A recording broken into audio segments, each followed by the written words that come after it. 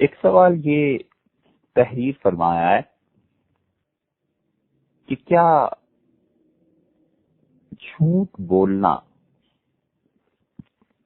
فسق کی تعریف میں آتا ہے یا نہیں؟ دیکھیے، ایک ہے کافر، ایک ہے منافق، ایک ہے فاسق۔ کافر، مرتد، مشرک آپ جانتے ہی ہیں، جو اللہ تعالیٰ کا بالکل ہی انکار کر دے بالعموم اسے کافر کہا جاتا ہے، یا جو شریعت کی بنیادی چیزیں ہیں اللہ تعالیٰ کی یعنی ذات و صفات اس میں کسی اور کو شریک ٹھہرائے تو مشرک ہوا، اور جو مسلمان ہونے کے بعد یا مسلمان ہونے کے باوجود شریعت کے احکامات کا مذاق اڑائے تو مرتد ہو گیا۔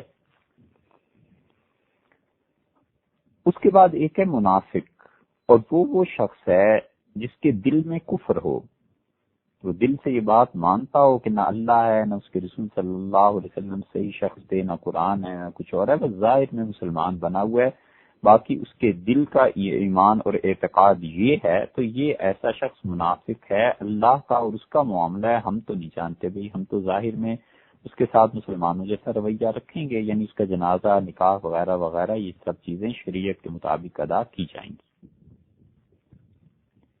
یہ تو فاسق ہے، یہ منافق ہے حقیقت میں۔ اور ایک منافق آدمی وہ ہے جو اپنے اعمال میں کوتاہی کرتا ہے۔ مثلا حضور صلی اللہ علیہ وسلم نے فرمایا کہ انسان و بسلہ، اگرچہ کوئی آدمی نماز پڑھتا ہو اور اگرچہ کوئی آدمی روزہ رکھتا ہو، لیکن اس کے باوجود پکا منافق ہے۔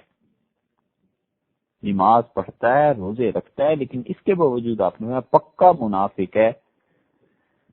اربع من کن فیہ، 4 چیزیں اگر اس میں پائی جاتی ہیں، اور اس میں سے ایک یہ کہ رسول اللہ صلی اللہ علیہ وسلم وعدہ کرے اور توڑ دے، بات کرے جھوٹ بولے، اور جب لڑائی ہو تو گالیاں دے۔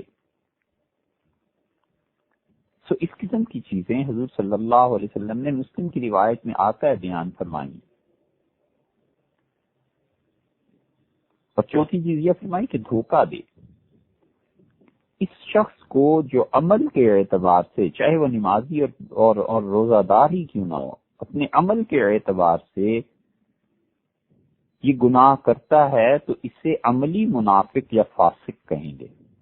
یہ ہے فاسق۔ تو شریعت نے جن اعمال کے کرنے کا حکم دیا ہے ان کو ترک کرتا ہے، یا شریعت نے جن کاموں کو نہ کرنے کا کہا ہے ان کو کرتا ہے، تو یہ شخص فاسق ہے۔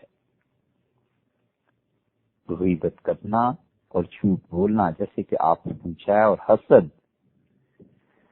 یہ سب کی سب اعلیٰ درجے کا فسق ہے، اعلیٰ درجے کی عملی منافقت ہے۔ اس لیے شیخ ہوں، مولوی صاحب ہوں یا کوئی ہو، اس سے بحث نہیں ہے۔ اگر ان کی مجلس میں غیبت ہوتی ہے، وہ جھوٹ بولتے ہیں، حسد کی وجہ سے تہمتیں لگاتے ہیں، یا بغیر حسد کے بھی تہمت لگاتے ہیں، تو بلا شک و شبہ وہ فاسق ہیں اور منافق ہیں، اور ایسے شخص کی بیعت جائز نہیں ہے۔ اسے چاہیے اپنی پہلے تو وہ خود اصلاح ہونا، دوسروں کی اصلاح تو بعد میں ہوگی، وہ اپنے اعمال کی پہلے تو خود خیر بنائے۔